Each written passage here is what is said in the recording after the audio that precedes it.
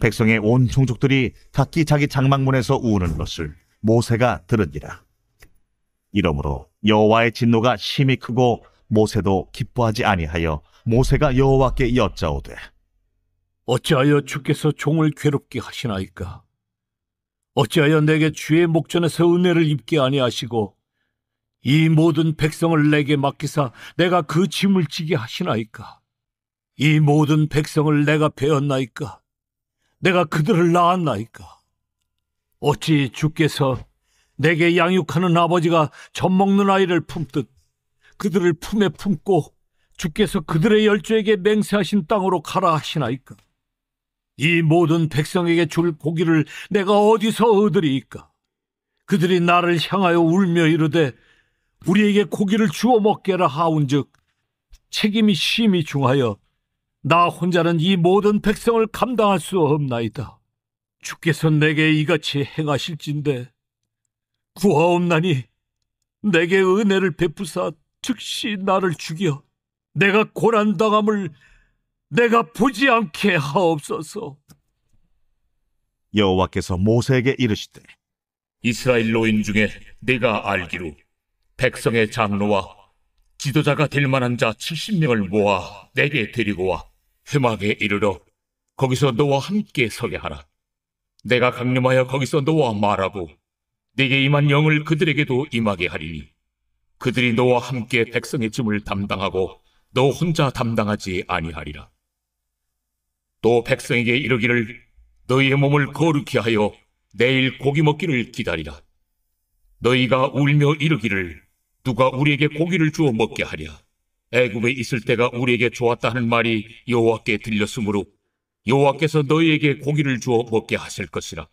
하루나 이틀이나 닷새나 열흘이나 20날만 먹을 뿐 아니라 냄새도 싫어하기까지 한 달 동안 먹게 하시리니 이는 너희가 너희 중에 계시는 여호와를 멸시하고 그 앞에서 울며 이르기를 우리가 어찌하여 애굽에서 나왔던가 함이라 하라.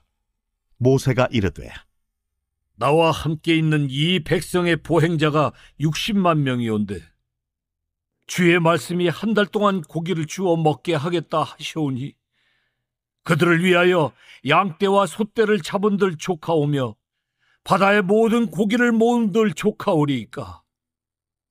여호와께서 모세에게 이르시되 여호와의 손이 짧으냐 네가 이제 내 말인 네게 응하는 여부를 보리라.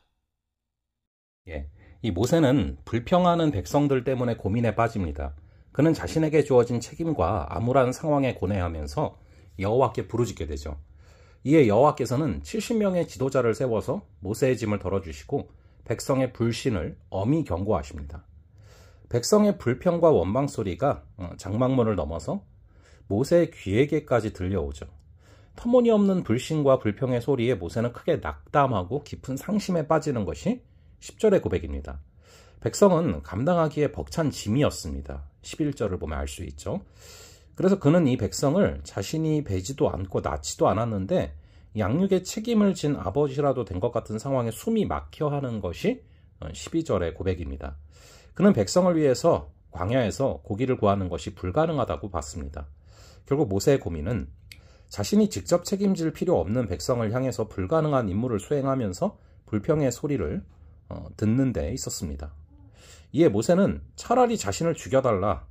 그것이 은혜를 베푸시는 길이다 라고 하나님께 호소하죠.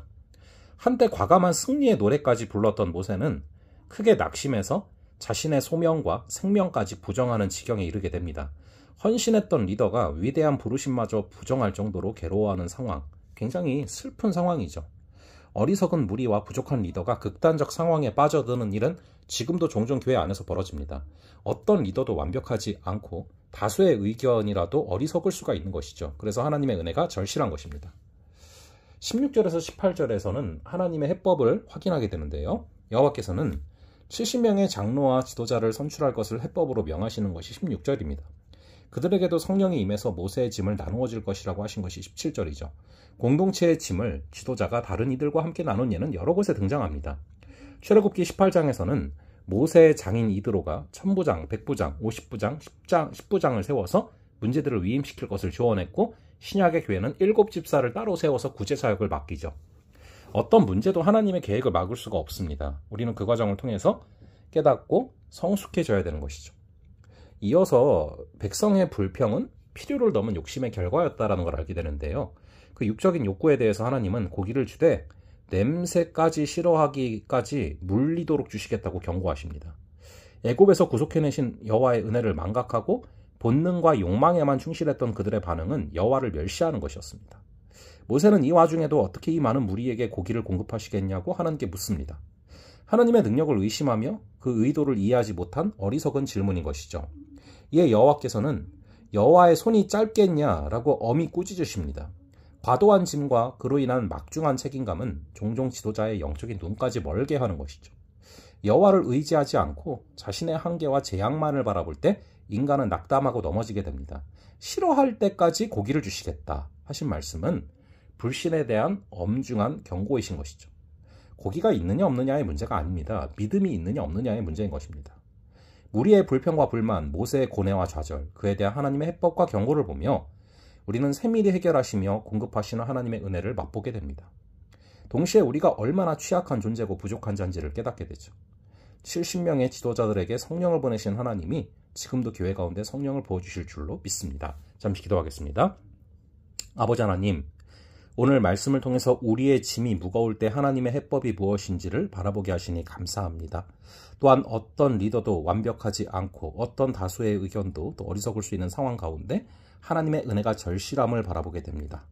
아버지 하나님, 어떤 문제도 하나님의 계획을 막을 수 없다는 것을 기억하며 우리가 하나님께서 만나게 하시는 자들과 함께 승리할 수 있는 역사를 허락하여 주시옵소서. 여호와의 손이 짧으냐라고 말씀하시는 아버지 하나님, 과도한 짐과 그로 인한 책임감으로 영적인 눈이 멀지 말게 하시고 여호와를 의지함으로 승리할 수 있는 역사를 허락하여 주시옵소서. 감사드리옵고 이 모든 말씀 우리 주 예수 그리스도의 이름으로 기도합니다. 아멘. 그럼 또 다음번에 뵙도록 하겠습니다.